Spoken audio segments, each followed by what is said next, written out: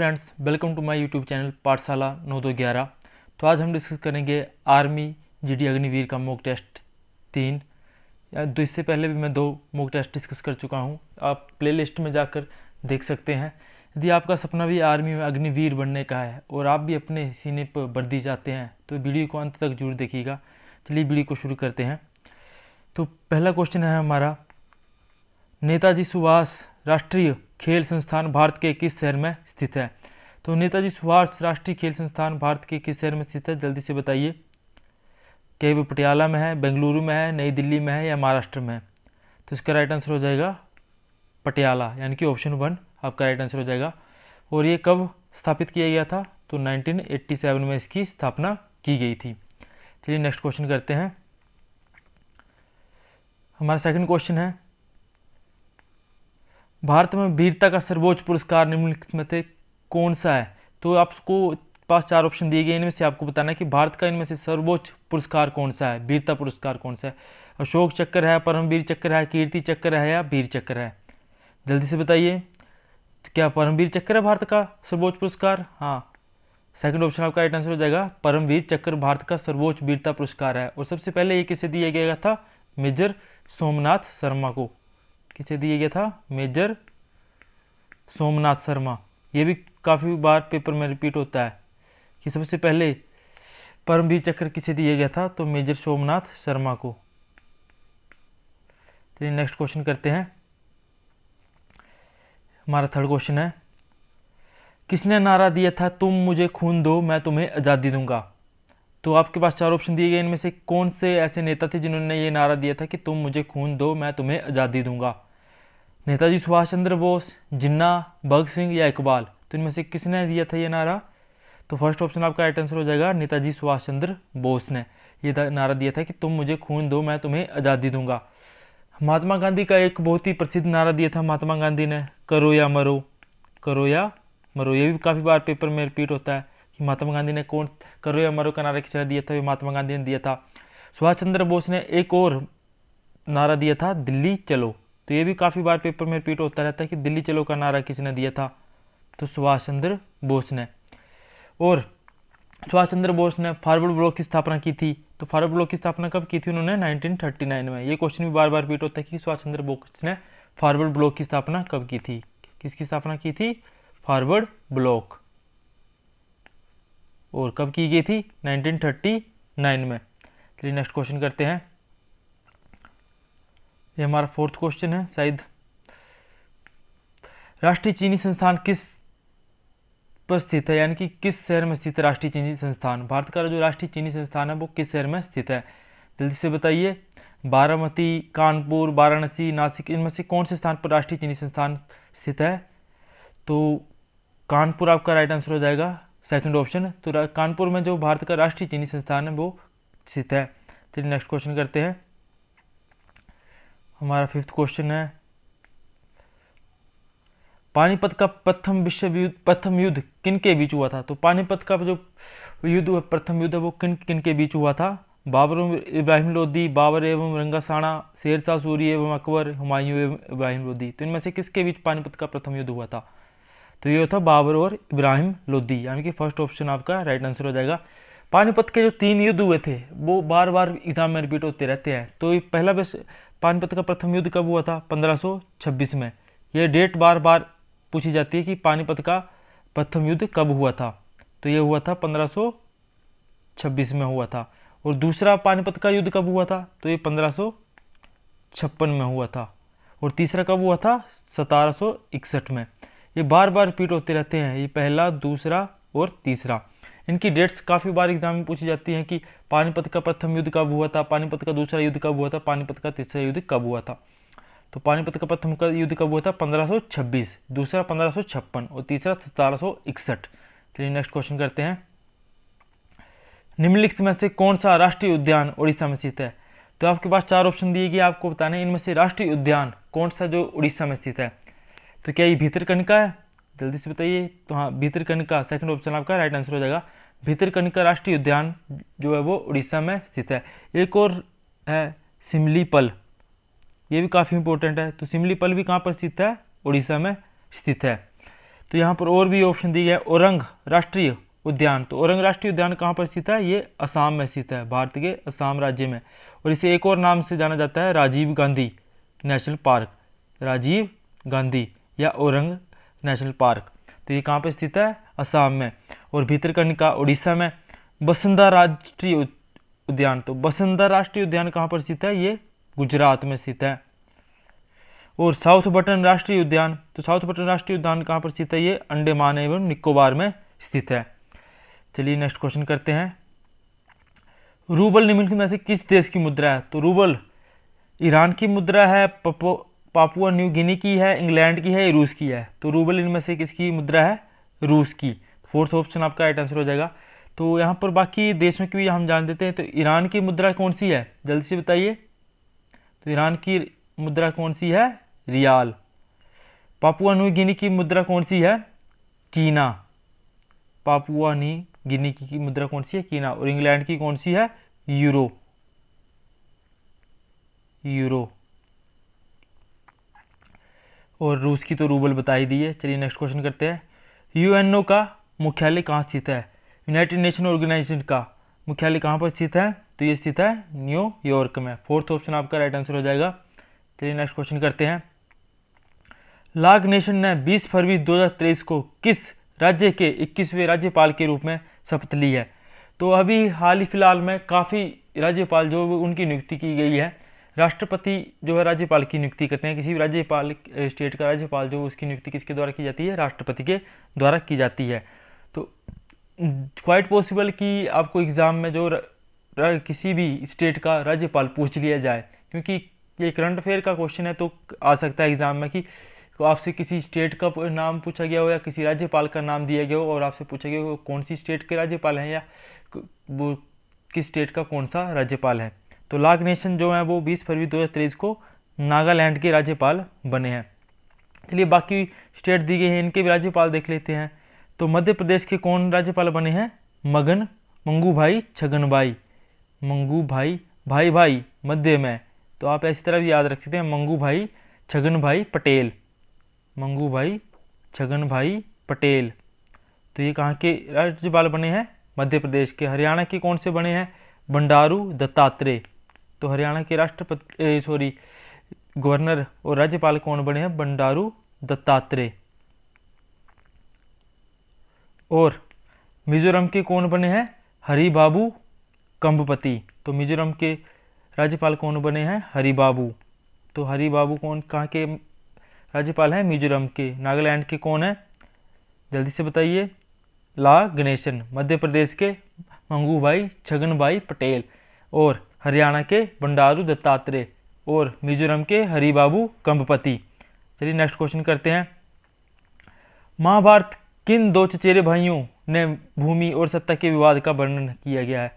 तो महाभारत किसके द्वारा लिखी गई है? वेद व्यास के द्वारा। यह भी काफी बार रिपीट होता है क्वेश्चन कि महाभारत किसके द्वारा लिखी गई है? तो वेद व्यास के द्वारा लिखी गई है महाभारत। और महाभारत किन दो चचेरे भाइयों की भूमि और सत्ता का विवाद है? तो ये कौरवों और पांडवों का है। आपने बचपन में कई बार महाभारत देखी होगी टीवी में, तो किसमें का युद्ध होता है महाभारत में? कौरवों और पांडवों का युद्ध होता है। तो फर्स्ट ऑप्शन आपका राइट आंसर हो जाएगा। चलिए नेक्स्ट क्वेश्चन करते हैं। हॉकी टीम में कितने खिलाड़ी होते हैं? तो हॉकी की एक टीम में कितने खिलाड़ी होते हैं? 11। फर्स्ट ऑप्शन आपका राइट आंसर हो जाएगा। चलिए नेक्स्ट क्वेश्चन करते हैं। महिला क्रिकेट टीम में किस देश ने फरवरी 2023 में छठी बार आईसीसी T20 विश्व कप ट्रॉफी जीती है? तो महिला क्रिकेट टीम जो है वो ऑस्ट्रेलिया की है, जिसने छठी बार आईसीसी T20 विश्व कप ट्रॉफी जीती है। अभी हाल ही में वुमेन प्रीमियर लीग भी हुई है, यानी कि WPL भी हुआ इंडिया में। तो वो किसके द्वारा जीता गया है? मुंबई इंडियंस के द्वारा जीता गया। ये क्वेश्चन भी आपको एग्जाम में पूछा जा सकता है कि वुमेन प्रीमियर लीग का यानी कि WPL का पहला चरण जो हुआ उसकी विजेता कौन सी टीम है? तो वो थी मुंबई इंडियंस। चलिए नेक्स्ट क्वेश्चन करते हैं। महाबोधि मंदिर कहाँ पर स्थित है? तो महाबोधि मंदिर जो है वो बोध गया में स्थित है, यानी कि थर्ड ऑप्शन आपका राइट आंसर हो जाएगा, बोध गया। चलिए नेक्स्ट क्वेश्चन करते हैं। भारत में राज्यपाल की नियुक्ति किसके द्वारा की जाती है? तो थोड़ी देर आप पहले जब हम राज्यपाल का क्वेश्चन कर रहे थे तो मैंने आपको बताया था कि राज्यपाल की नियुक्ति किसके द्वारा की जाती है? भारत के राष्ट्रपति के द्वारा की जाती है। और राष्ट्रपति की नियुक्ति किसके द्वारा की जाती है? चीफ जस्टिस ऑफ इंडिया के द्वारा की जाती है। और मुख्यमंत्री की नियुक्ति किसके द्वारा की जाती है? किसी भी स्टेट के मुख्यमंत्री है उनकी नियुक्ति किसके द्वारा? राज्यपाल के द्वारा की जाती है। तो राष्ट्रपति की नियुक्ति किसके द्वारा की जाती है? चीफ जस्टिस ऑफ इंडिया के द्वारा, भारत के मुख्य न्यायाधीश के द्वारा। और राज्यपाल की नियुक्ति किसके द्वारा की जाती है? राष्ट्रपति के द्वारा। और मुख्यमंत्री की नियुक्ति किसके द्वारा की जाती है? राज्यपाल के द्वारा की जाती है। और मुख्य न्यायाधीश की नियुक्ति भी किसके द्वारा की जाती है? भारत के राष्ट्रपति के द्वारा की जाती है मुख्य न्यायाधीश की नियुक्ति। चलिए नेक्स्ट क्वेश्चन करते हैं। निम्नलिखित में से कौन सा देश भारत के साथ अपनी सीमा साझा नहीं करता है? तो मैंने एक एग्जाम में से रिलेटेड जो है भारत के पड़ोसी देश हैं उनके ऊपर एक ट्रिक बनाई हुई है। आप प्लेलिस्ट में जाके जीके ट्रिक्स वाली प्लेलिस्ट में देख सकते हैं। वहाँ पर भारत के नेबरिंग कंट्रीज यानी कि पड़ोसी देश के ऊपर एक ट्रिक बताई हुई है, जिससे आपको बहुत ही आसानी से भारत के पड़ोसी देशों से आने वाले रिलेटेड क्वेश्चन जो आसानी से याद हो जाएंगे। और इसका आंसर है रूस। तो रूस जो है भारत के साथ अपनी सीमा साझा नहीं करता है। फोर्थ ऑप्शन आपका राइट आंसर हो जाएगा। भारत के साथ सबसे लंबी सीमा साझा कौन सा देश करता है? बांग्लादेश। बांग्लादेश भारत के साथ सबसे लंबी सीमा साझा करता है। उसके बाद दूसरे नंबर पर है चाइना। तो इस तरह से तीसरे नंबर पर है पाकिस्तान। तो इस तरह से मैंने वो वहाँ पर टिक बनाई हुई है। आपको जो भी भारत के पड़ोसी देशों से रिलेटेड क्वेश्चन आते हैं वो उस टिक्स में आपको पता आसानी चल जाएंगे और आसानी से याद भी हो जाएंगे। चलिए नेक्स्ट क्वेश्चन करते हैं। और सबसे छोटी सीमा किसकी है? तो वो है अफगानिस्तान की। चलिए नेक्स्ट क्वेश्चन करते हैं। अल्ट्रासाउंड उपकरण निम्न में से अधिक आवृत्ति पर कार्य करता है। तो निम्नलिखित में से किस आवृत्ति पर अल्ट्रासाउंड उपकरण कार्य करता है? तो वो करता है 20,000 हर्ट्ज यानी कि 20,000 हर्ट्ज पर। सेकंड ऑप्शन आपका राइट आंसर हो जाएगा। चलिए नेक्स्ट क्वेश्चन करते हैं। निम्नलिखित में से कौन सा सेंटीग्रेड और फारेनहाइट के बीच सही संबंध बताता है? तो इनमें से कौन सा फॉर्मूला जो सेंटीग्रेड और फारेनहाइट स्केल के बीच सही संबंध बताता है? तो वो ये बताता है F = 1.8 सेंटीग्रेड प्लस 32 यानी कि फोर्थ ऑप्शन आपका राइट आंसर हो जाएगा। कौन एग्जाम में बहुत बार ये क्वेश्चन रिपीट होता है कि कितने डिग्री सेल्सियस पर जो फारेनहाइट और सेल्सियस डिग्री का जो एक समान तापमान शो करते हैं, तो वो -40 डिग्री सेल्सियस पर फारेनहाइट और डिग्री सेल्सियस दोनों एक जैसा तापमान शो करते हैं। टेम्परेचर के यूनिट क्या होते हैं? केल्विन। तो के से डिनोट किया जाता है और यूनिट क्या होते हैं? केल्विन, SI यूनिट टेम्परेचर के। चलिए नेक्स्ट क्वेश्चन करते हैं। किसका उपयोग रसोई गैस के रूप में किया जाता है? तो ये तो आप क्वेश्चन मिनट में उड़ा देंगे, 1 मिनट नहीं लगाएंगे आपको इसको उड़ाने में। जब भी एग्जाम में ये क्वेश्चन आएगा हर बच्चे को मालूम होता है कि LPG का उपयोग रसोई गैस के रूप में किया जाता है, लिक्विफाइड पेट्रोलियम गैस। जल्दी से आप कमेंट बॉक्स में मेरे को CNG की फुल फॉर्म बताइएगा। चलिए नेक्स्ट क्वेश्चन करते हैं। जब कचरा और मानव अपशिष्ट पानी के साथ मिल जाता है तो पानी को दूषित कर देता है, जिससे क्या होता है? जब पानी में को दूषित किया जाता है तो उससे जाहिर सी बात है कि जल प्रदूषण ही होगा, यानी कि पानी का प्रदूषण ही होगा। तो फोर्थ ऑप्शन आपका राइट आंसर हो जाएगा। चलिए नेक्स्ट क्वेश्चन करते हैं। पृथ्वी की सतह पर किसी वस्तु का भार 20 न्यूटन है, तो चंद्रमा की सतह पर मापे जाने पर उसका भार कितना होगा? आप सभी जानते होंगे कि क्वेश्चन बार बार रिपीट भी होता है कि धरती की तुलना में किसी व्यक्ति का चंद्रमा भार कितना होगा। तो धरती की तुलना में चंद्रमा भार कितना हो जाता है? 1/6 हो जाता है। तो यहाँ पर कितना दिया गया है? 20 न्यूटन दिया गया है। तो 20 को 1/6 से हम गुणा कर देंगे, कितना आ जाएगा? 1/6 से गुणा करेंगे तो यह आ जाएगा 10/3 और इसको जब भाग करेंगे तो कितना आ जाएगा? 3.33। तो इसी तरह चलता जाएगा। तो इसी तरह से क्या आंसर हो जाएगा? 3.33 न्यूटन हमारा राइट आंसर हो जाएगा, सेकंड ऑप्शन। चलिए नेक्स्ट क्वेश्चन करते हैं। दूध के घनत्व को निर्धारित करने के लिए कौन सा उपकरण उपयोग होता है? तो दूध के घनत्व को निर्धारित करने के लिए किसका उपयोग किया जाता है? लैक्टोमीटर का। यहाँ पर बैरोमीटर दिया गया है तो ये हवा के दबाव को मापने के लिए किया जाता है इसका यूज।